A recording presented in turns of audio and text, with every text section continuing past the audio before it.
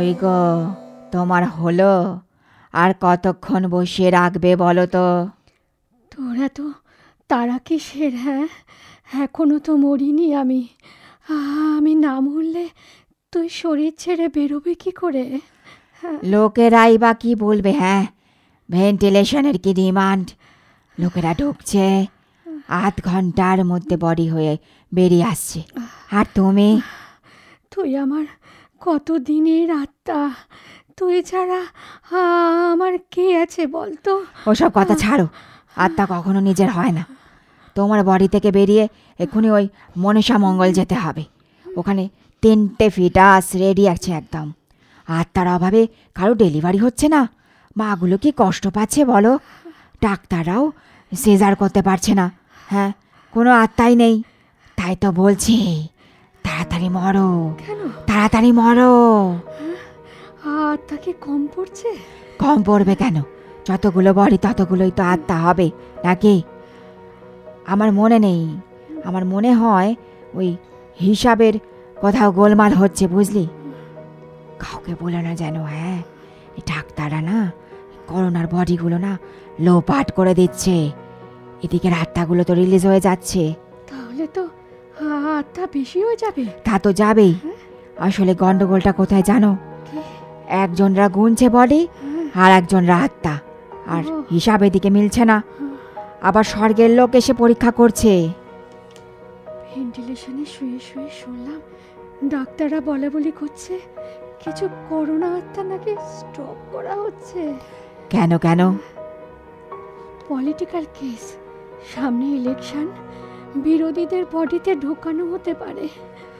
তাহলে তো বড়ই গোলমাল। কখন যে মরবে, এত চা তেষ্টা পাচ্ছে। জানা জানা, একটু চা খেয়ে আয় না রে। এমন বলো না, বডি ছাড়া আত্মা চা খেতে পারে? তবে যে শুনলাম কিছুদিন আগে কেয়ারলেস হসপিটালে। হ্যাঁ হ্যাঁ, ঠিকই শুনেছ। কয়েকদিন আগে ওই কেয়ারলেস হসপিটালের ক্যান্টিনে ওই কয়েকটা আত্মা চা খেতে গিয়েছিল। তারপর সেই সময় ওই মণিপুর থেকে আসা কয়েকটা নার্স ক্যান্টিনে চা খাচ্ছিল। হঠাৎ হঠাৎ তাদের কাঁধে ঠান্ডা নিঃশ্বাস পড়ে, আর ব্যাস অমনি ভূত ভূত বলে চেঁচিয়ে ওঠে, আর আর চাকরি ছেড়ে দৌড়। না না বাবা, তোরা চা খেয়ে কাজ নেই রে? তোমার হয়তো মনে নেই, এই তোমার বাড়িতে ঢোকবার আগেই না একটা গুরুদ্বারের কাছে পাঞ্জাবি হোটেলে চা খেয়েছিলাম। আহা, ফ্যান্টাস্টিক চা। এই, তুমি হাসপাতালে হয়েছিলে না?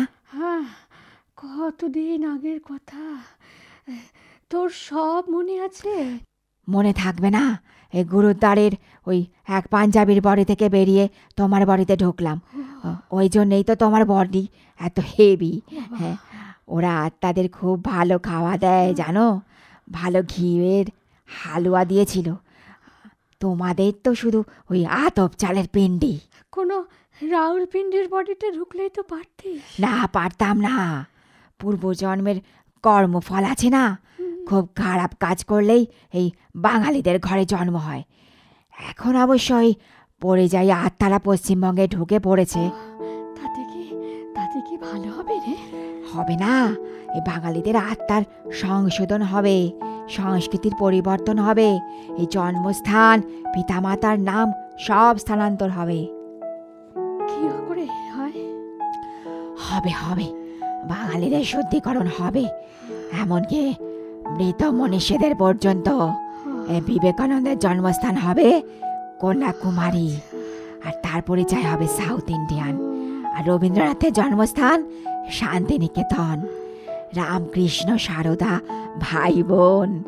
আর বাংলাদেশ আর পশ্চিমবঙ্গের মিলনস্থল হবে ওই জোড়াসাঁকো।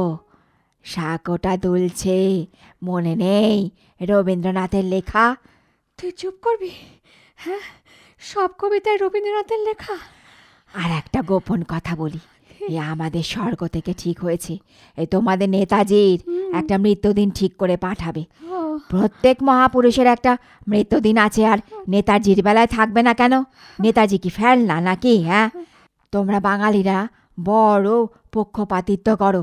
আমাদের স্বর্গ থেকে নেতাজির মৃত্যুবার্ষিকী করবে। কোন দিন করবে? সেটা এখনো ঠিক হয়নি, তবে যে মাসে মহাপুরুষদের মৃত্যু হয়নি ওই সেই রকম একটা ফাঁকা মাসে। তোর কথা আমি কিছুই ভুলবো না। ও তোমরা যতই বলো ভুলছি না, ভুলবো না, ও ঠিক ভুলে যাবে। তোমরা বিধবা বিবাহ ভুলে গেছো। সে কি রে? হ্যাঁ, বিধবা বিবাহ হচ্ছে না? না, হচ্ছে না, বিবাহ হচ্ছে না, এখন সব লিভ টুগেদার হচ্ছে। ঈশ্বরচন্দ্র বিদ্যাসাগরের ওই কোমর পাড়ার গরুর গাড়ি আর চলে না। তুইও কি স্বর্গ থেকে এলি? হ্যাঁ, গরুর গাড়িটা রবীন্দ্রনাথের? হ্যাঁ, সবই রবীন্দ্রনাথের। এই বাকি মনীষীদের কি টোটো নাকি? এবার তোকে যেতে হবে, ডাক্তাররা ঢুকছে।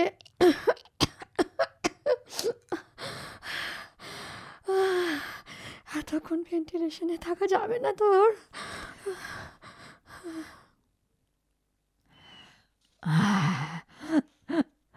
তোমাকে তোমাকে ছেড়ে যেতে আমার খুব কষ্ট হচ্ছে গো। আমার কথা শুনলে তোমাকে তো এই এত তাড়াতাড়ি মরতে হতো না। তোর তোর কোন কথাটা আমি শুনিনি বল? মাস্ক পরিনি, স্যানিটাইজেশন করিনি, হাত ধুইনি। এই দাদাবাবু যে রাত্রে দুর্গাপুর থেকে এলো, আমি তোমাকে সাবধান করিনি এক বিছানায় শুয়ো না, দাদাবাবুকে কোয়ারেন্টাইন সেন্টারে পাঠাও। কে শোনে কার কথা? মানুষটার মুখের দিকে তাকানো গেল না, এমন কাঁদো কাঁদো স্বরে বলল, কারখানা লক আউট? হ্যাঁ, এখানেও লকডাউন? কেমন মায়া পড়ে গেল রে। মানুষটা এখন কোথায় আছে রে? কোনো কোয়ারেন্টাইন সেন্টারে আছে বোধ হয়। আমার বডি নিতে আসবে না? এখন করোনা বডি ছাড়বে না, এই ডিউ স্লিপ দেবে, পরে যে কোনো সময় একটা বডি দিয়ে দেবে। আমার অন্ত্যেষ্টি হবে না? হ্যাঁ, মেয়েরা তো বিদেশে, তুই অন্তত আমার সঙ্গে শ্মশান অব্দি চল। আত্মা শ্মশান পর্যন্ত বডির সঙ্গে গেলে গভর্নমেন্টের লোক ভূত ভেবে একদম খাটিয়া ফেলে পালাবে। কেন এত ভয় পাচ্ছ কেন? তুই যদি আমার নতুন বডিতে আসতিস। আমি কোন বডিতে ঢুকবো ও হু ঠিক করে দেবে। ওটা আবার কে রে? ওয়াইফ হাজব্যান্ড অর্গানাইজেশন, ওখান থেকেই তো বেশি সংক্রমণটা ছড়ায়।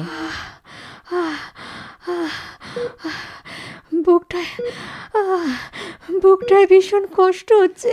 যাওয়ার সময় হচ্ছে। হ্যাঁ, চোখে সব অন্ধকার দেখছি। ছানি ছানি, মৃত্যু লোকের হাত ছানি। শেষ একটা অনুরোধ রাখবি? তাড়াতাড়ি বলো, এই স্বর্গযাত্রার গাড়ি এসে গেছে। আমার মেয়ের সঙ্গে একটা ভিডিও কনফারেন্স করে দে, শেষ দেখা দেখে নি। ইহলোক আর পরলোকের ভিডিও হয় নাকি? শোল সব পারে। তুই তো শোলে দেখেছিস? হ্যাঁ, আমি যাত্রাও দেখেছি। মৃত্যুর কোলে আত্মা। দেখছি চেষ্টা করে দেখছি। মা, আমি বাগদাদ থেকে বলছি। বাগনান থেকে? কি গো মা, আমায় চিনতে পারছো না? আমি তো এখন বাগদাদে থাকি। আমি এখন করোনায় পরকাল যাচ্ছি। ডেড বডির গাড়িটা এসি লাগানো, বেশ আরাম হচ্ছে। মা, তুমি কতবার বলেছিলে মিঠু আমার ঘরে একটা এসি লাগিয়ে দিস। বাবা কোথায় মা? বলতে পারবো না। কলকাতার অবস্থা খুব খারাপ। কার সোল কোন বডিতে যাচ্ছে কে জানে। সবাই আফসোল করাচ্ছে, বডি কম, আত্মা ব্যথা বেশি। তোমায় তোমায় দেখে আমার কান্না পাচ্ছে। তুই তুই কবে দেশে ফিরবি? আমার শ্রাদ্ধ করবি না? ফিরতে দিচ্ছে না মা, সব ফ্লাইট ক্যান্সেল। মা, তোমার নাকে ওটা কি? ও তুলসী পাতা।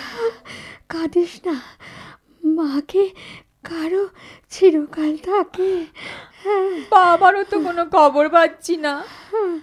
যতটুকু খবর পেয়েছি, তোর বাবাও এখন কোয়ারেন্টাইনে আছে। তোর তোর বাবার মাপে কোনো বডি পাওয়া যাচ্ছে না,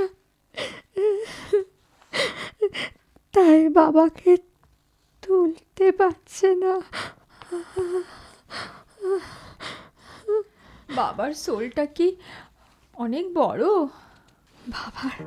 বাবার সোলটা একদমই না, বরং তুলনায় খুব ছোট। কতবার বলতাম,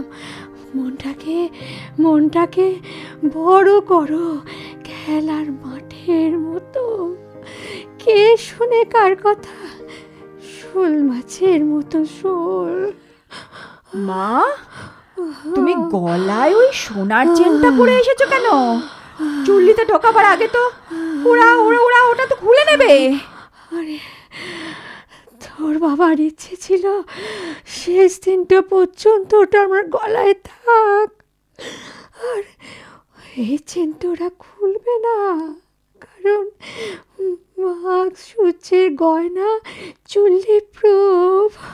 তুমিই তো বলেছিলে ওই নেকলেসটা পরে বাগদাদে আমি বাগদান করব। যাক, বাকি গয়নাগুলো কোথায় রেখেছো? হ্যাঁ, ড্রেসিং টেবিলের ড্রয়ারে? না না না না, লকারে। কতবার বললাম গয়নাগুলো আমাকে সব দিয়ে দাও, শুনেছিলে আমার কথা? কি না ভবিষ্যতে সিকিউরিটি, উনি কি না সিকিউরিটি গার্ড। যাওয়ার সময় ওরম করে বকছিস কেন? আর তো কোনো দিন দেখা হবে না। এই ব্যাংকের এফিডেভিটগুলো সব নমিনি করা আছে তো? সব করা আছে। এবার আমাকে একটু শান্তিতে যেতে দে। ওই দূরে কেওড়াতলা দেখা যাচ্ছে। আগে শ্মশান মানে লোকারণ্য, এখন সবে সরাসরি। আরে